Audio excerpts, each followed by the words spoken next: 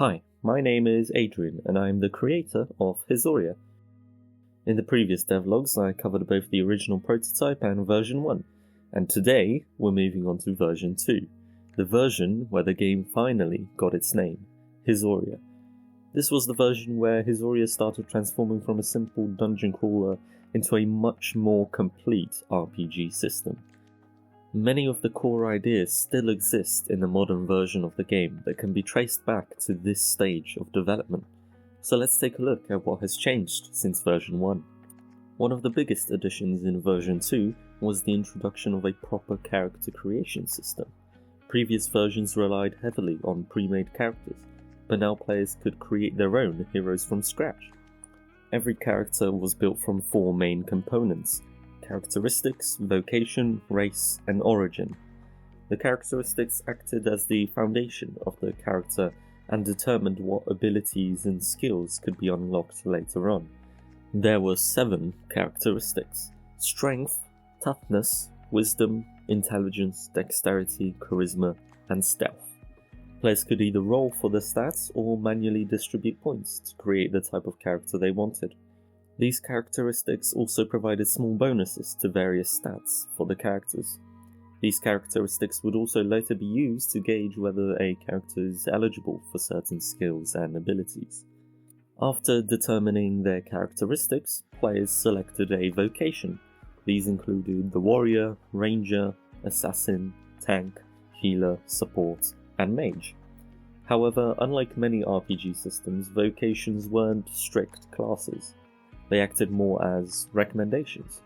A player might start as a warrior, but later unlock magical abilities, or begin as a mage and invest heavily into defensive skills. The only bonus that these vocations gave in this version was proficiency with certain weapon types, which meant that the character just dealt extra damage when using that weapon. The goal of vocations was to give players freedom rather than forcing them down a predetermined path. Version 2 also introduced races. Each race granted different bonuses, abilities, proficiencies, and sometimes drawbacks. Players could choose from more traditional fantasy races, such as humans, elves, orcs, and dwarves, but there were also some much stranger options: vampires, demons, fairies, androids, and cyborgs, and several others that had unique mechanics that significantly changed how they were played. Some races were intentionally more difficult to play than others, making them better suited for experienced players. After players had chosen their vocation and race, they got to choose their origin. Origins allowed players to choose where their character came from in the world of Hizoria, instead of simply appearing inside of a dungeon. Players could choose regions from across the world map, with each location providing different bonuses and helping shape their character's backstory. Looking back, this was one of the first steps towards transforming Hizoria from a game system into an actual fantasy world. Version 2 greatly expanded character progression and player freedom. Unlike previous versions, players were no longer restricted to a predefined set of abilities based on their character. Instead, the only real limitation on what skills a player could learn was whether they met the required characteristic level. This meant that 2 characters with the same vocation could develop in completely different ways, depending on how their characteristics were distributed and which abilities they chose to unlock. The progression towards leveling up remained largely the same. As players defeated monsters, they collected souls, which could then be converted into experience points. Upon leveling up, players could choose to learn new skills, spells, and abilities from a wide range of options, or alternatively improve existing statistics such as maximum health, characteristics, or weapon damage. This system provided significantly more freedom than previous versions and allowed for a much greater variety of character builds and playstyles. Due to players being able to pick any skill, the skills needed to be more defined and detailed. Each skill contained several pieces of information, including its name, description, mana cost, recommended vocation, cooldown or number of uses, and the characteristic requirements needed to unlock it. These requirements could vary significantly between abilities. Some skills only required a high enough level in a single characteristic, while others allowed players to meet one of several possible requirements. More advanced abilities often required investment across multiple characteristics, encouraging players to think carefully about how they developed their character. This system helped create a wide variety of possible builds and gave players much more freedom when choosing how their character would progress. This was the first version where players could truly create unique builds. Another new addition was the magic system. Characters such as mages, healers, and supports used mana to cast spells. Mana was tied directly to intelligence, meaning smarter characters had access to more magical power. Different spells consumed different amounts of mana, and often had additional requirements before they could be learned.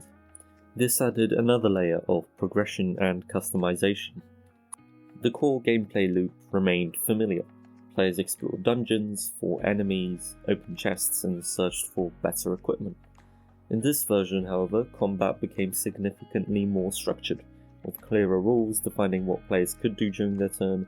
Actions such as attacking, casting spells, using abilities, opening chests, and drinking potions were now more clearly defined within the rule set.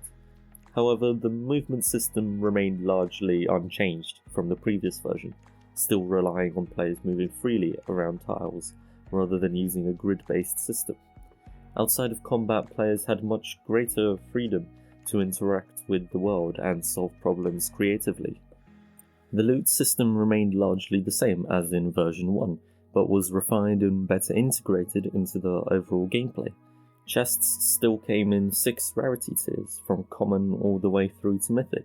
Higher rarity chests continue to reward stronger weapons and equipment, reinforcing progression through dungeon exploration. Gold also remained an important resource, tied into gameplay through rewards from defeating enemies, opening chests, and completing quests. Potions continued to provide temporary effects, such as healing and combat buffs, acting as short-term advantages during encounters. Weapons also became far more defined in version 2. Weapon cards displayed the weapon's name, rarity, weapon type, damage, number of hands required to use it, and any special abilities it possessed. Different vocations also had proficiency with certain weapon types, granting bonus damage when using their preferred weapons. This made equipment far more varied and gave players additional choices when deciding how to build and play their character. In this version, enemies also became far more advanced. Instead of simply having health and damage values, monsters now featured special abilities, resistances and weaknesses, and scaling health and damage. This made encounters more dynamic and encouraged players to think strategically, rather than simply attacking everything they encountered. Looking back, version 2 accomplished exactly what I wanted it to do. It introduced a proper character creation system, it increased player freedom, it added meaningful progression, and it laid the foundation for the world building that would eventually become a major part of Hizoria. Many of the concepts introduced here still exist in modern versions of the game. Of course, it wasn't perfect. As more mechanics were added, the game became increasingly complicated.